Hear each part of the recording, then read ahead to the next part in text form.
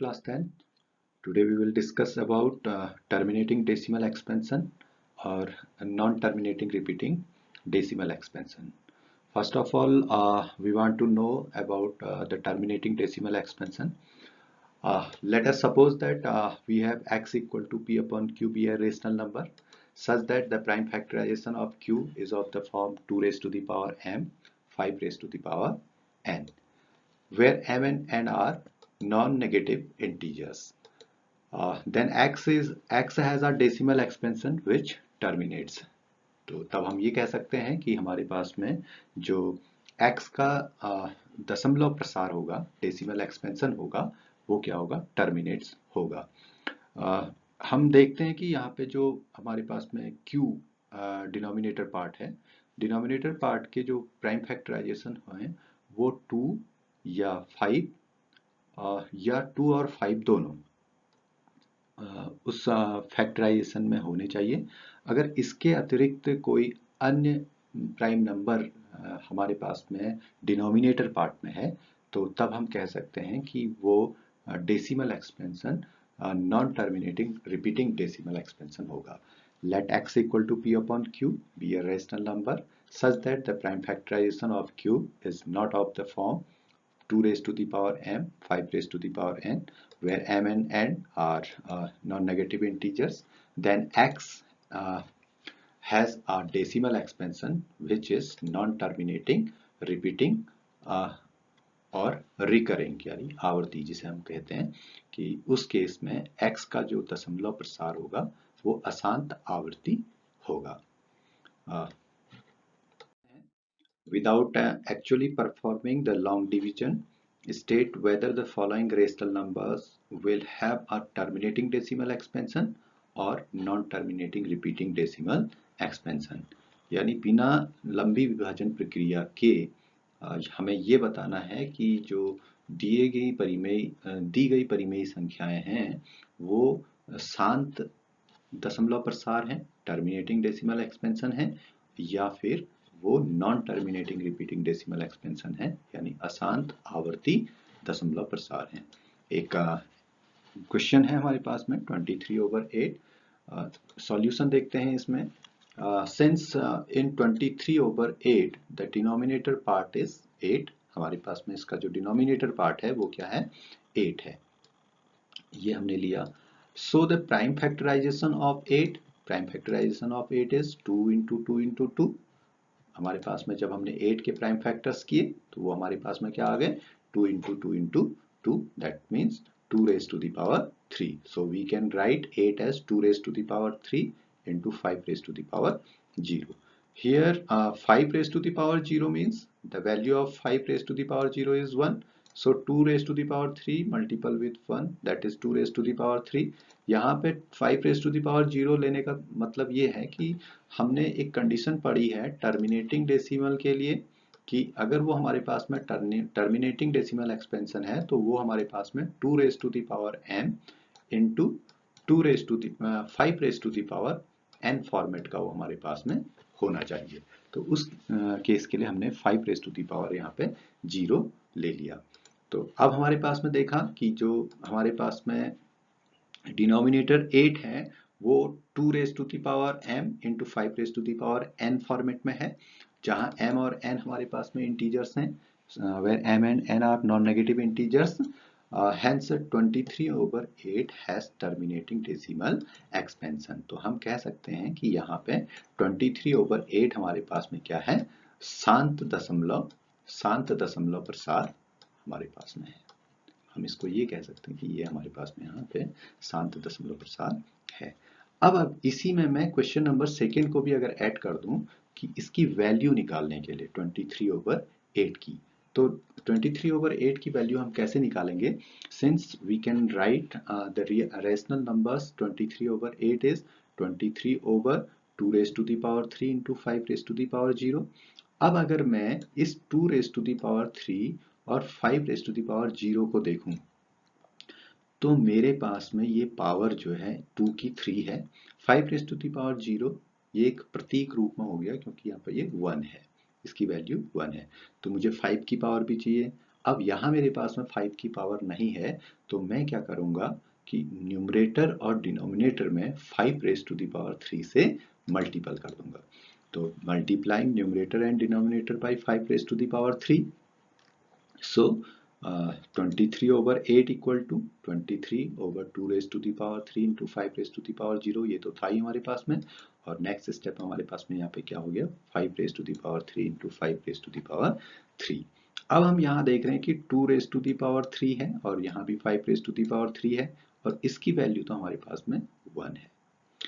तो हमारे पास में एक्सपोनेंट लॉ है कि अगर किसी भी नॉन जीरो नंबर्स की पावर अगर सेम है तो हम उनके बेस को मल्टीपल कर देते हैं और एक पावर हम लिख लेते हैं। तो ये हमारे पास में क्या हो जाएगा, 23 over 8 equal to 23 into 5 raised to the power 3 means 5 into 5 into 5 that is 125 और 2 और 5 को हमने मल्टीपल कर दिया तो 2 5s are 10, 10 raised to the power 3। 10 raised to the power 3 का मतलब हो गया कि 1 के आगे 3 जीरो लगा देने हैं। तो ये हमारे पास में क्या हो गया, 1000 और 125 और 23 को जब मल्टीपल किया तो 2875 over 1000। अब जब हमने डिवाइड करना है तो हमने देखना है कि हमारे पास में डिनोमिनेटर में 3 जीरो हैं, तो हमारा जो डेसिमल लगेगा डिवाइड करते समय वो राइट टू लेफ्ट लगेगा। तो हमारे पास में 3 डिजिट ऊपर देख लेंगे, 5 7 8, 8 के बाद हमारे पास में डेसिमल लग जाएगा। तो रिजल्ट हमारे पास में आ जाएगा 2.875। एक नेक्स्ट क्वेश्चन लेते हैं इसमें, 257 over 5000 ये हमारे पास में है। इनको लेने के लिए हम सबसे पहले इसके सॉल्यूशन में जाते हैं। तो सॉल्यूशन में हम देखते हैं कि भाई हमारे पास में क्या है कि 257 over 5000 का जो डिनोमिनेटर पार्ट है वो 5000 है। So the prime factorisation of 5000 is 2 into 2 into 2 and 5 into 5 into 5 यानी 2 raised to the power 3 into 5 raised to the power 4। ये हमारे पास में इसके प्राइम फैक्टर्स आ रहे हैं। तो अब हम ये देख रहे हैं कि भाई ये जो प्राइम फैक्टर्स हैं ये 2 और 5 की पावर्स में आ रहे हैं। तो यहीं से अपने आप अंडरस्टूड है कि ये हमारे पास में किस फॉर्मेट में है, 2 raise to the power m into 5 raise to the power m format में है, जहाँ पे m हमारे पास में 3 है और n हमारे पास में 4 है और दोनों जो हैं क्या हैं, ऋणोत्तर पूर्णांक है। Hence 257 over 5000 has terminating decimal expansion। अब हम जब बात करते हैं कि इसकी वैल्यू क्या होगी 257 over 5000 की, तो यहाँ हम देख रहे हैं 2 की पावर 3 है और 5 की पावर 4 है। तो हमें इनकी पावर सेम बनाने के लिए कितने की, 2 की पावर 1 की ज़रूरत है। तो 2 की पावर 1 की ज़रूरत है तो हम क्या कर देंगे, अंश और हर में, न्यूमरेटर और डिनोमिनेटर में 2 से मल्टीपल कर देंगे। तो multiplying numerator and denominator by 2, that means 2 raised to the power 1, then we can rewrite as 257 over 5000 equal to 257 over 2 raised to the power 3 into 5 raised to the power 4 into 2 upon 2 यानी 2 raised to the power 1, 2 raised to the power 1। तो यहाँ से 2 raised to the power 1 जो है हमारे पास में 2 की पावर 3 के साथ में चला गया और 2 की पावर 3 के साथ में ये चला, जब जुड़ा तो मल्टीपल हुआ 2 raise to the power 3 into 2 raise to the power 1। हमारे पास में आधार समान है तो घातें परस्पर जुड़ जाती हैं, तो 3 + 1 = 4। तो 257 multiple with 2 = 514 and 2 raise to the power 4 into 5 raise to the power 4। यहाँ हम देख रहे हैं कि इनकी पावर्स जो हैं सेम है, तो बेस को हम आपस में मल्टीपल कर देंगे, 2 5s are 10, 10 raise to the power 4। अब इसकी जो वैल्यू हो गई 1 के आगे 4 जीरो लगा दिया तो 10,514 over 10,000, दैट मीन हमको राइट टू लेफ्ट हमने जो है डेसिमल लगाना है 4 डिजिट के बाद। तो 1 2 3 डिजिट तो हमारे पास में है, तो एक डिजिट और पूरी करने के लिए हम इसके आगे जीरो लगा के फिर हम दशमलव लगा देंगे, तो हमारे पास में रिजल्ट आ गया 0. थर्ड पार्ट देखते हैं इसका, 29 over 343। यहाँ देखते हैं कि the denominator part of 29 over 343 is 343। Prime factorisation of 343 is 7 into 7 into 7, ये इसके प्राइम फैक्टर्स हैं। or we can write as in the form of 7 raised to the power 3, which shows that not in the type of 2 raised to the power 5 into 5 raised to the power n. So the given rational number 29 over 343 is non-terminating repeating decimal expansion. Next question देखते हैं इसमें fourth part 129 over 2 raise to the power 2 5 raise to the power 7 7 raise to the power 5। अब देखिएगा इस तरीके के question में देखिए 2 भी है 5 भी है और उसके अतिरिक्त एक अन्य प्राइम फैक्टर भी हमारे पास में है 7। तो यहाँ पे भी हम जब इसका सॉल्यूशन देखेंगे तो the denominator part of 129 over 2 raise to the power 2 5 raise to the power 7 7 raise to the power 5 is 2 raise to the power 2 5 raise to the power 7 and 7 raise to the power 5 ये हमारे पास में है। तो यहाँ पर 2 और 5 के अतिरिक्त एक अन्य फैक्टर भी हमारे पास में है, तो तब हम ये कह सकते हैं कि भाई ये भी हमारे पास में 2 raise to the power m into 5 raise to the power n की फॉर्मेट में नहीं है, क्योंकि इसके पास एक फैक्टर और भी है 7। तो हम कह सकते हैं कि 129 over 2 raise to the power 2 5 raise to the power 7 7 raise to the power 5 is non terminating repeating decimal expansion। Second लेते हैं express each of the following as a fraction in simplest form। First part देखते हैं इसमें 0.8 बार। अब हमारे पास में यहाँ पे क्या आ गया क्वेश्चन 8 बार, यानी कि ये हमारे पास में non terminating but repeating type का एक फंक्शन है। तो यानी कि 8 हमारे पास में यहाँ क्या कर रहा है रिपीट कर रहा है। तो रिपीट कर रहा है तो अब हम इसको क्या लिखेंगे सॉल्यूशन अगर हम देखें इसका तो let x equal to 0.8 bar हम ले लेते हैं और again we can say that x equal to 0.8888। ये हमने इक्वेशन नंबर फर्स्ट हमने बना लिया। अब देखिए कि यहाँ पे जब हमारे पास में बार 8 के ऊपर लगा है तो 8 वर्ड को 8 को ही हम बार बार रिपीट कर रहे हैं। तो एक बार 8 रिपीट हो रहा है तो हम एक के आगे एक जीरो लगा के हम पूरी इक्वेशन को मल्टीपल करेंगे, यानी कि हम 10 से इक्वेशन को मल्टीपल कर देंगे। 10 से हमने अगर इक्वेशन को मल्टीपल किया तो अब हमारे पास में क्या हो जाएगा भाई 10 से अगर हम मल्टीपल करेंगे तो 10x हमारे पास में क्या हो जाएगा 10x इक्वल टू 8.8888। ये हमारे पास में चला जाएगा इक्वेशन नंबर सेकेंड ये आया। अब हमने क्या करना है इक्वेशन फर्स्ट को इक्वेशन सेकेंड से हमने सब्ट्रैक्ट करना है। तो सब्ट्रैक्ट करेंगे तो on subtracting equation first from equation second we have get what 9x 10x में से x को हमने इस 10x में से हमने क्या किया x को सब्ट्रैक्ट कर दिया। 10x में से x को सब्ट्रैक्ट किया तो हमारे पास में कितना आ गया 9x आ गया इक्वल टू अब 8.888 से हम 0.88 को सब्ट्रैक्ट कर रहे हैं तो ये डिजिट तो पूरी कट गई भाई। तो हमारे पास में क्या बचा 8 और तो x इक्वल टू हमारे पास में क्या आ जाएगा 8 ओवर 9। ये हमारे पास में इस तरीके के फंक्शन के लिए रिजल्ट आ जाएगा। तो 9x इक्वल टू 8 तो x इक्वल टू हमारे पास में क्या हो गया 8 ओवर 9। तो hence 0.8 bar equal to 8/9। Second part देख लेते हैं इक्वेशन और 2.43। अब यहाँ पे हम देख रहे हैं कि 4 और 3 के ऊपर से बार लगा है, यानी कि हमारा ये जो क्वेश्चन रिपीट हो रहा है ये होगा 2.43 तो इस टाइप से ये हमारे पास में जाएगा।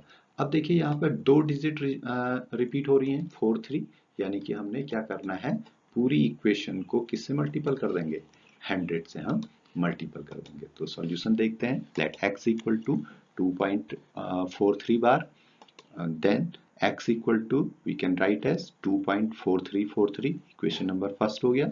Multiplying both side by x by 100 we have get 100x equal to क्या आ जाएगा हमारे पास में 243, क्योंकि 100 से अगर हम मल्टीपल कर रहे हैं तो यहाँ से हमारे पास में डेसिमल 2 पॉइंट कहाँ चला जाएगा राइट हैंड साइड के लिए।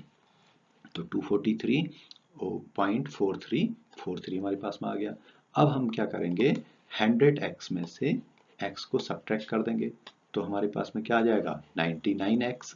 99x इक्वल टू क्या आ जाएगा भाई, 4343 जो डेसिमल की राइट हैंड साइड में है वो कट जाएंगी, तो हमारे पास में 243 माइनस 2 दैट इज 241, और x इक्वल टू हमारे पास में आ गया 241 ओवर 99। तो therefore the value of 2.43 bar is 241 over 99. Next question लेते हैं हम, question number third. If A and B are relatively prime, what is their LCM and SCF? यदि A और B relative prime हैं तो उनका LCM और SCF क्या होगा?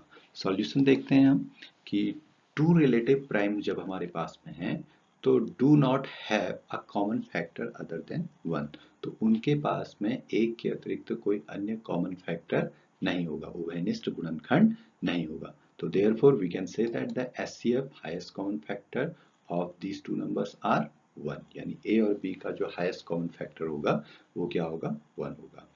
Since we know that LCM into SCF equal to product of numbers, so therefore LCM equal to product of numbers over SCF.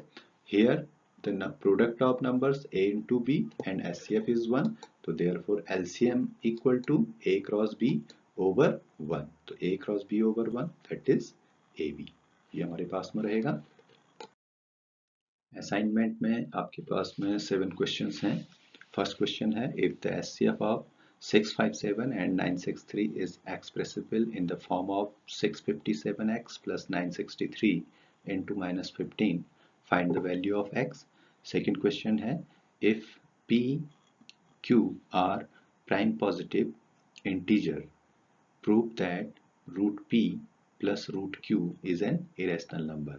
Third question आपके पास में है, prove that 2 root 3 minus 1 is an irrational number. Fourth question है, a circular field has a circumference of 360 kilometre, 3 cyclists start together and can cycle 48, 60 and 72 kilometer a day round the field. When will they meet again? Question number 5 है, the SCF of two numbers is 145 and their LCM is 2175. If one number is 725, find the other. Question number 6 है, explain why 3 into 5 into 7 plus 1 is a composite number. Question number 7, check whether 6 raised to the power n can end with the digit 0 for any natural number n. इनके answer के लिए आप पहले के videos को देख सकते हैं, वहाँ पे वो आंसर आपको मिल जाएंगे। Thank you.